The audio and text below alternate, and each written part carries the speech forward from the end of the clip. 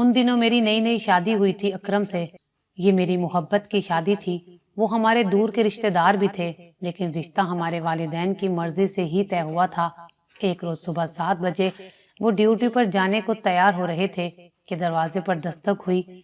शोहर को तैयारी में मसरूफ पाकर मैंने दरवाजा खोला। सामने एक खुश शक्ल जवान साल औरत खस्ता हालत में खड़ी थी। किससे मिलना है? मैंने पूछा। जरूरतमंद हूँ, काम चाहिए, उसने आहिस्ता से कहा। अच्छा, अंदर आ जाओ, मुझे भी काम वाली की जरूरत है। वो अंदर आ गई। मैंने उसको बरामदे में बैठ जाने का कहा। मुझे अकरम को नाश्ता देना था, वो गुसल खाने में थे। उन्होंने जल्दी जल्दी तैयारी की और नाश्ते के लिए टेबल की तरफ आए। तभी सवाल किया, जुनैरा, सुबह सुबह किसने दस्तक दी है? एक औरत है, जरूरतमंद है, उसको काम चाहिए, देखभाल कर रखना। आजकल हर किसी पर भरोसा करना ठीक नहीं। मैंने उसे बरामदे में बिठा दिया है। जाने से पहले एक नजर देख लेना, आपको ठीक ना लगे तो नहीं रखूंगी, मैंने कहा।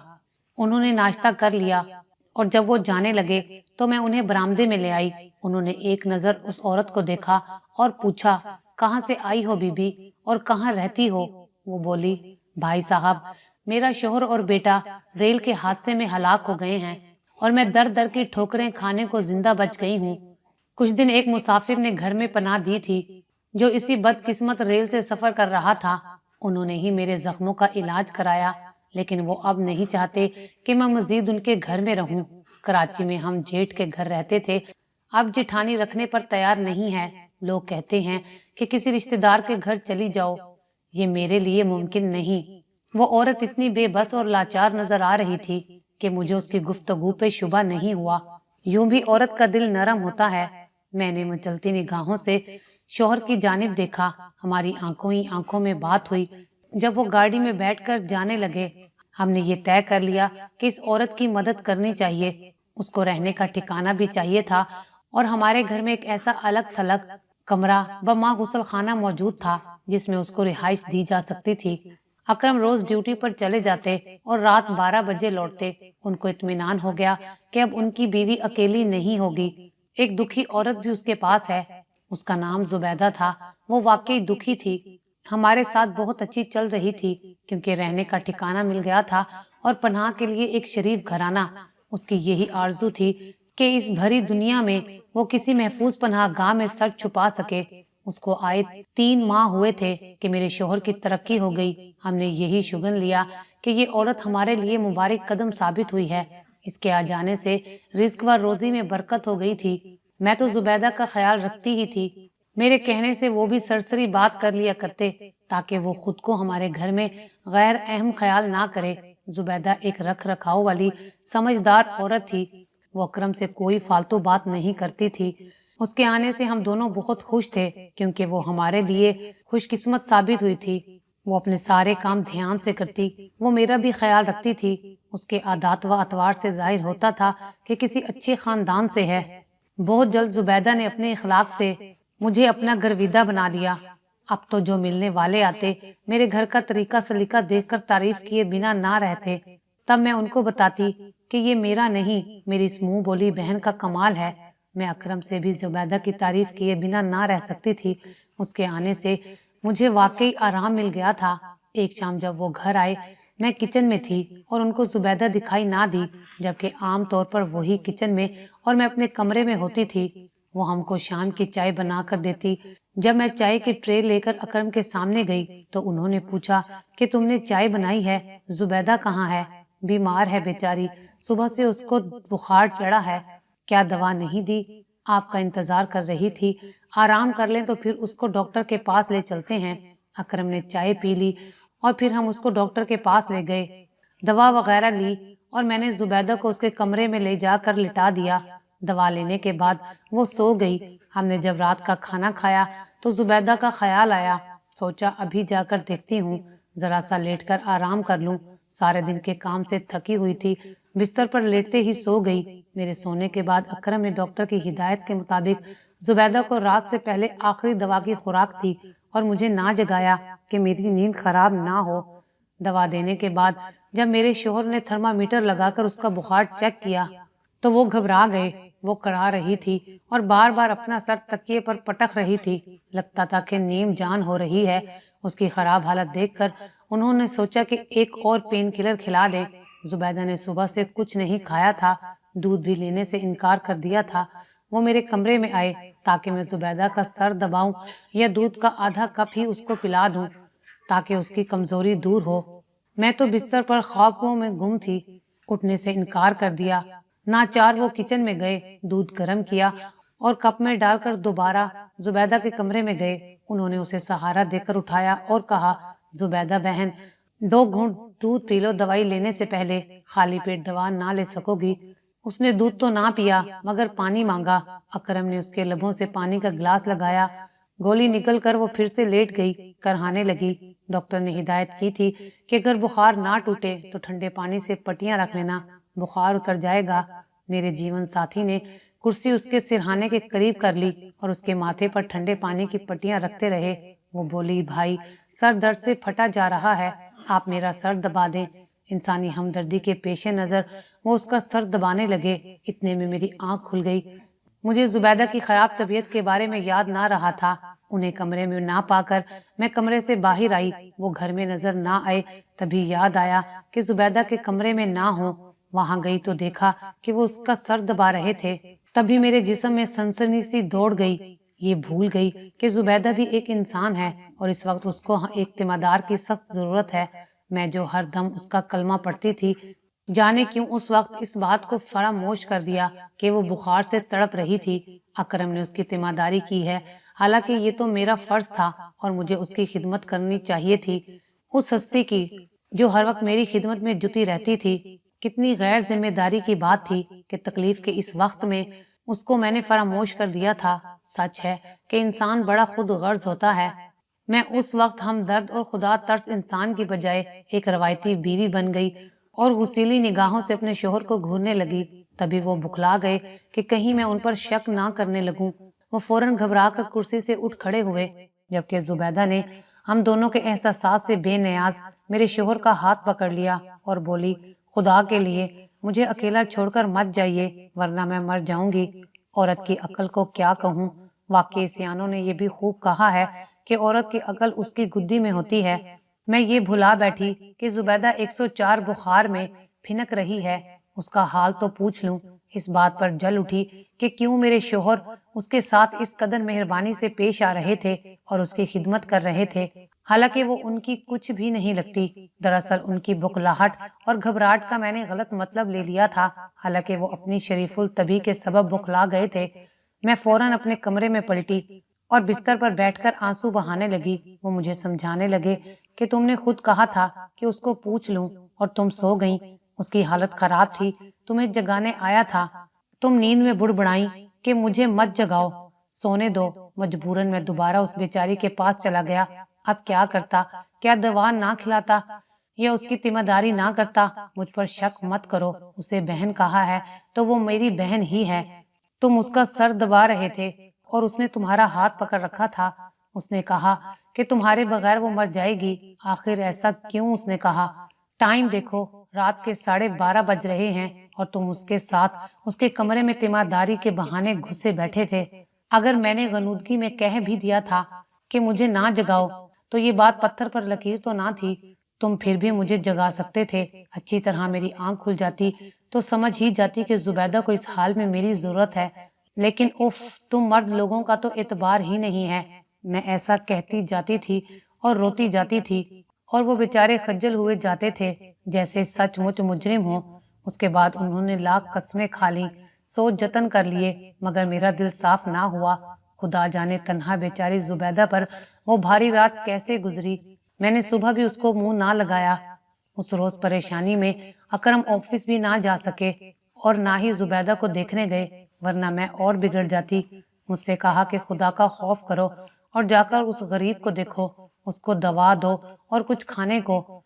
ان کا اتنا کہنا تھا کہ میں نے جھگڑا شروع کر دیا کہ تمہیں کیوں مجھ سے زیادہ اس کی فکر ہے، ظاہر ہے میں اس کو کھانا دوں گی ہی۔ تبھی اپنے بھائی کو فون کیا، آ کر مجھے لے جاؤ۔ وہ تو بس منہ دیکھتے رہ گئے اور میں روٹھ کر میکے چلی گئی۔ جاتے ہوئے کہا کہ میں جا رہی ہوں، اب कर लो तुम अपनी चहीती की तीमारदारी जी भरकर। मेके से एक खत लिखकर अरसाल कर दिया। बेवफा सरताज, मैं तसव्वुर भी ना कर सकती थी कि तुम्हारी मोहब्बत झूठी भी हो सकती है और कभी हम एक दूसरे से जुदा भी हो सकते हैं। अब ये मेरा आखिरी फैसला है कि आप जुबैदा को चलता करें, तभी मैं उस घर में दोबारा कदम रखूंगी, वरना हम अपनी जुदाई को तकदीर का फैसला समझकर कबूल कर लेंगे। फकत सुनहरा। अकरम को खत मिला तो बहुत परेशान हो गए कि जिस दुखी औरत को उन्होंने अपने घर की छत तले पनाह दी थी, उसको वो अब कैसे घर से निकाल दें।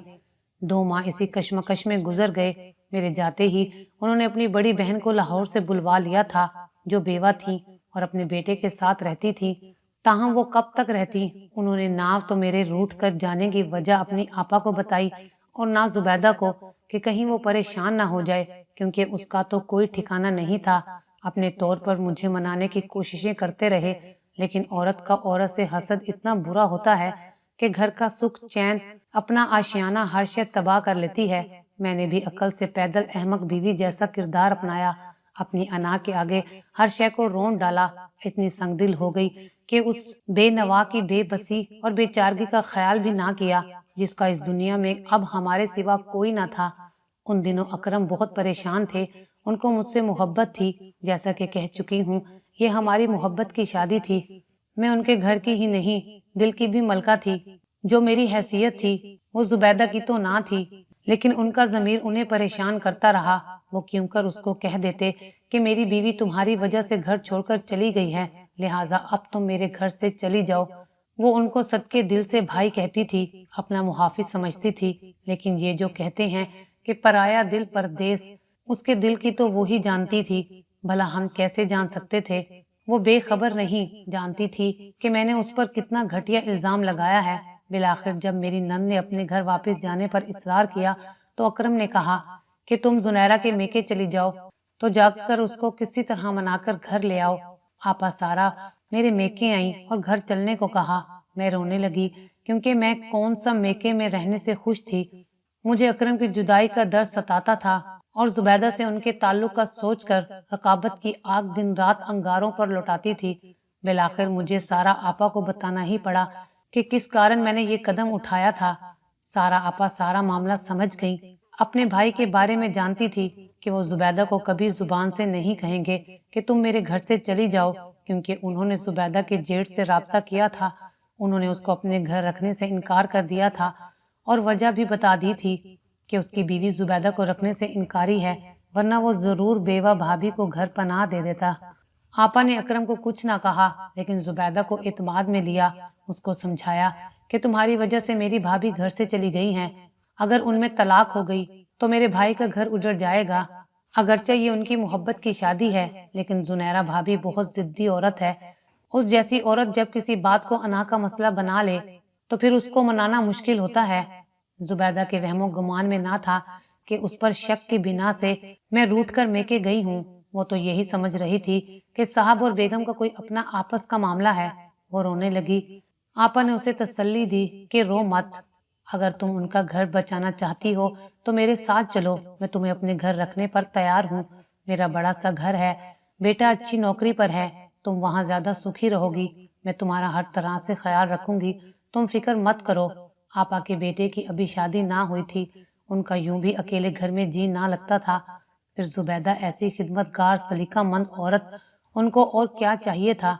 अकरम ने भी इसी में आफियत जानी कि अगर आपा उसको रखने पर तैयार हैं तो ये मसले का बहुत अच्छा हल है। वो उसको अपने घर लाहौर ले गई और मेरी शर्त भी पूरी हो गई कि जुबैदा घर में रहेगी या मैं।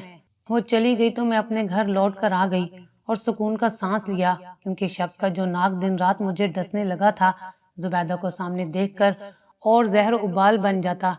जाने तब मेरा जुबैदा से सलूक कितना बुरा हो जाता। अच्छा हुआ कि उसको भी ठिकाना मिला और मैं भी फिर से अपने घर की मालिका बन गई। जुबैदा उढेर उम्र औरत थी। आप और उनका बेटा उसकी इज्जत करते। वो उनके सारे घर का काम करती, उनको सुखो आराम पहुंचाती, तो 2 वक्त की रोटी सुकून से उसको मुयस्सर आ रही थी। आपा के घर जुबैदा को किसी किस्म की तकलीफ या शिकायत ना थी। वो वहाँ भी सब्र और शुक्र से रहने लगी। उसके वहाँ जा रहने के 3 साल बाद आपा ने फरूख की शादी कर दी और उनकी बहू घर आ गई। शुरू में फरूख की बीवी नाइला का रवैया زبیدہ کے ساتھ ٹھیک رہا۔ جو وقت گزرنے لگا وہ زبیدہ سے خار کھانے لگی۔ آپا کا رویہ اس کے ساتھ عزت و احترام اور محبت بھرا تھا، اور جو کام محبت سے کرایا جائے وہ دوسرا دل سے کرتا ہے۔ فروخ کی بیوی نائلہ اس مزاج کی نہ تھی۔ وہ کہتی کہ اگر یہ ملازمہ ہے تو پھر اپنی اوقات میں رکھیں، یہ کیوں ہمارے برابر بیٹھتی ہے؟ کھانا کچن میں جا کر چوکی پر بیٹھ کر کھائے۔ ساس کو کہتی آپ نے اس کو بہت سر چڑھا لیا ہے، اس کو میز کرسی پر کھانا کیوں دیتی ہیں؟ غرض کے ایسی باتیں کر کر کے اس نے زبیدہ کا دل زخمی کرنا شروع کر دیا۔ وہ پھر بھی آپا کی بہو کا ہر ستم سہتی رہتی، کیونکہ آپا کا پیار حاصل تھا اور ان سے وفاداری نبھانا اس کی زندگی کا نصب العین تھا۔ وقت ایک سا نہیں رہتا، انسان کی زندگی کا کوئی بھروسہ نہیں ہے۔ سارا آپا اچھی بھلی رات کو سوئیں اور صبح نہ اٹھ سکیں۔ رات کے نہ جانے کون سے پہر فرشتہ اجل ان کو اپنے دامن میں سمیٹ کر لے گیا۔ ان کے مرتے ہی گھر بہو کی راجدھانی میں آ گیا۔ اب وہ ہر شے کی مالک اور اسی کا حکم سب پر چلتا تھا۔ نائلہ بہت شکی اور سخت مزاج تھی۔ وہ غریبوں کو حقیر جانتی اور ملازمین کو کسی قسم کی اہمیت نہ دیتی تھی۔ ساس کی وجہ سے زبیدہ کو اس نے نہ جانے کیسے گوارا کیا ہوا تھا۔ آپا کی آنکھیں بند ہوتے ہی اس نے اس دکھیاری سے ایسا سلوک کیا کہ وہ مرنے کی آرزو کرنے لگی۔ کھانا پیٹ بھر کر نہ دیتی اور ہر بات پر زبیدہ کی بے عزتی کرنا اس کا شیوا تھا۔ ایک دن زبیدہ سے شیشے کا جگ ٹوٹ گیا تو اس کو کھڑے کھڑے نکل جانے کا حکم دے دیا۔ وہ بیچاری کیا کرتی، کہاں جاتی؟ پڑوس میں گئی۔ انہوں نے چند دن دل جوئی کی، پھر کسی رشتہ دار کے گھر رکھوا دیا کہ ان کو رات دن کے لیے ملازمہ کی ضرورت تھی۔ خاتون خانہ تو اچھی اور نیک بیوی تھی، مگر ان کا شوہر ٹھیک آدمی نہ تھا۔ اس نے زبیدہ کو میلی نگاہوں سے دیکھنا شروع کر دیا، یہاں تک کہ ایک روز جب کہ بیوی کہیں گئی ہوئی تھی، اس بدنیت شخص کو اس بے کس عورت کی عزت پر ہاتھ ڈالنے کا موقع مل گیا۔ یہ ننگے سر ننگے پاؤں گھر سے نکل بھاگی اور ایک پولیس والے کے ہتھے چڑھ گئی۔ خدا جانے درمیان میں اس کے ساتھ کیا کچھ ہوا کہ دارالامان پہنچ گئی۔ عام لوگوں کی طرح وقتی ہمدردی کے جذبات جب سرد پڑ گئے تو میں نے بھی اس قصے کو پرانا سمجھ کر بھلا دیا۔ یہ سمجھ اس وقت مجھ میں نہ تھی کہ جب کسی کو پناہ دی جاتی ہے تو پھر اس کو بے آسرا کر کے گھر سے نہیں نکالا جاتا، اور نیکی کرنے والوں کا ظرف بڑا ہوتا ہے۔ کیوں مجھے یہ بات اتنی دیر کے بعد بھی سمجھ میں نہ آئی، اور جب سمجھ میں آئی تو افسوس دل سے جاتا نہیں ہے۔ ضمیر کی تکلیف چین نہیں لینے دیتی اور زبیدہ کی بے بسی کو یاد کر کے ہاتھ ملتی رہتی ہوں۔ ہوا یوں کہ جب زبیدہ کو آپا سارا کے گھر سے گئے برسوں گزر گئے اور ہم بھی اس کو بھول بھال گئے، تو ایک روز بازار سے گزرتے میں نے ایک عورت کو برے حالوں فٹ پاتھ پر بیٹھے پایا۔ وہ گندے فرش پر بیٹھی تھی، سامنے کپڑے کا ایک پرانا ٹکڑا بچھایا ہوا تھا۔ اس کے چہرے پر مکھیاں بیٹھیں، وہ ان کو ہاتھ سے ہلا ہلا کر اڑا دیتی۔ لگتا تھا کہ اس کے سر میں زخم ہیں جن سے بو اٹھ رہی تھی، کیونکہ جب ہم کار سے اتر کر اس کے پاس گئے تو زبیدہ نے اجنبی آنکھوں سے منہ اوپر کر کے ہم کو دیکھا تھا۔ ہم نے 100 روپے کا نوٹ اس کی چادر پر پھینکا، تب اس کی میلی اوڑھنی سے بدبو کا ایک پھینکا آیا کہ میں نے ناک پر رومال رکھ لیا۔ اس کا چہرہ میلا اور اس پر بھی زخم کے نشانات تھے، ہاتھوں پر بھی زخم تھے جس پر مکھیاں بھن بھنا رہی تھیں۔ ہمیں دلی صدمہ پہنچا کیونکہ اسے پہچاننے میں ہمیں دیر نہیں لگی تھی۔ یہ زبیدہ ہی تھی۔ اس کو اس حال میں کس نے پہنچایا تھا؟ میں نے گردن جھکا کر اپنے دل کے آئینے میں جھانکا تو آئینے نے مجھ پر طنز کیا، سچ بول دیا کہ تم ہی وہ شفاق عورت ہو جس نے اس دکھیاری بے سہارا کو اس حال تک پہنچایا ہے۔ زبیدہ کو فٹ پاتھ پر بھیک مانگتے دیکھ کر اکرم بھی افسردہ ہو گئے، لیکن منہ سے کچھ نہ بولے۔ ان کو دکھ ضرور تھا کہ جس کو بہن کہا تھا آج اس کا یہ حال تھا۔ اگر واقعی وہ ان کی اپنی بہن ہوتی تو کیا اس کو اس حال میں برداشت کر لیتے؟ اس روز نہ ان کی ہمت ہوئی اور نہ میری کہ ہم اس بدبودار وجود کو اپنی گاڑی میں لاد کر گھر لے جاتے، لیکن رات بھر ضمیر نے ہمیں سونے نہ دیا۔ صبح ہوئی، ہم اس امر پر متفق ہو چکے تھے کہ آج اس کو اپنے گھر لے آئیں گے اور اپنے کیے کا کفارہ ادا کرنے کو اسے نہلا دھلا کر اچھے کپڑے پہنانے کے بعد اس کو علاج کے لیے ہسپتال لے کر جائیں گے۔ وہ ٹھیک ہو جائے گی، مرتے دم تک اس کو اپنے پاس رکھوں گی اور کبھی اپنی چھت کے تلے سے محروم نہیں کروں گی۔ شاید اس طرح خدا میرا یہ قصور معاف کر دے جو کہ نادانی میں نوجوانی کی عمر میں مجھ سے سرزد ہوا تھا۔ اگلے روز جب ہم وہاں گئے جہاں زبیدہ کو بھیک مانگتے پایا تھا، وہ ہمیں نہ مل سکی۔ خدا جانے کون اس کو بٹھا جاتا تھا और फिर ले जाता था। पास पड़ोस की दुकानों से, बाजार वालों से, वहां खड़े रेड़ी वालों से, सभी से उनके बारे में पूछा। किसी ने कुछ ना बताया। हम काफी दिन उस जगह जाते रहे। जुबैदा वहां एक रोज भी दिखाई ना दी।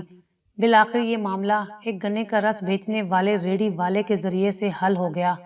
वो उस जगह के करीब रेड़ी लगाता था। उसने बताया कि गन्ने का मौसम खत्म हो गया था तो मैं गांव चला गया था। अब मौसम वापस आ गया है। यही जगह मेरा ठिया है।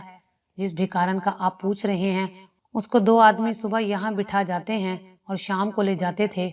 वो ही उससे भीख मंगवाते थे। उसके जख्म उन्होंने डाले थे और इलाज इसलिए नहीं करवाते थे ताकि राहगीर उसकी ऐसी दिलसोज हालत देखकर ज्यादा भीख दे जाएं।